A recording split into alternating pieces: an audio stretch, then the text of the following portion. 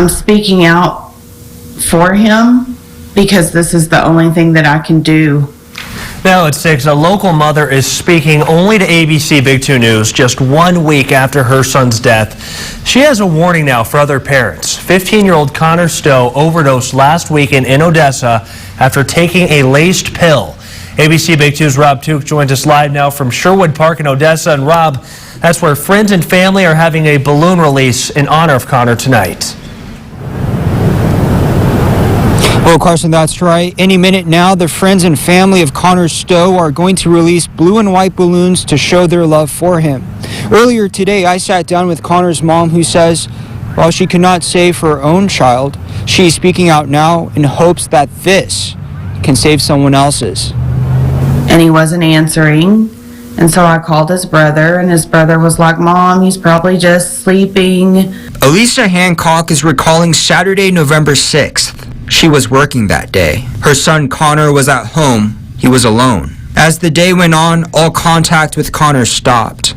And we walked in his room, and instantly he knew. 15-year-old Connor lost his life that day in an overdose.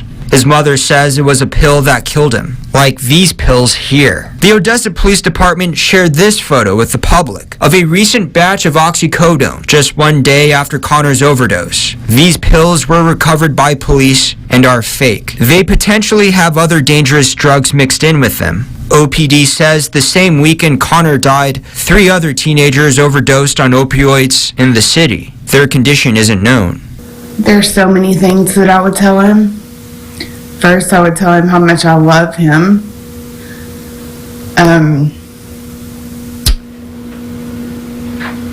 I would ask him why.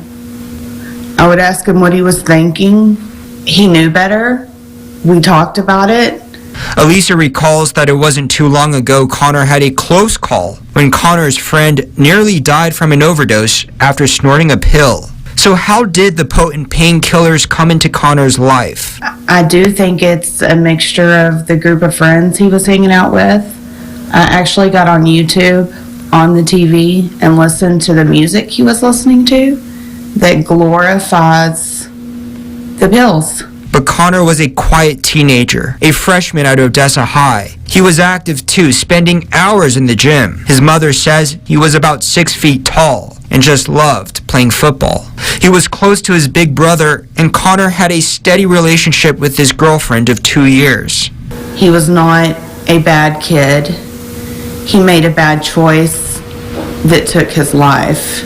And without Connor by her side anymore, Elisa says the only thing to do is to share her son's story with other parents in hopes it could prevent another family from losing a child. Even when you think you've talked to your kids, continue to talk to your kids. If you have to talk to them every day, because there's a lot of kids right now that are doing it that haven't died from it, they're going to get a hold of the wrong one day, and this is what's going to happen. Just pay attention, because life gets busy and we take everything for granted. Now, if you've found similar pills or know of suspicious activity involving drugs of this kind or of any kind, you're always asked to give Odessa Police Department a phone call.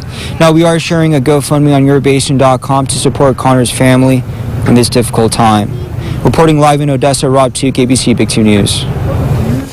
All right, thank you, Rob. Read more about this story. Also, the dangers of fentanyl, an in-depth look on your phone with the Your Basin app.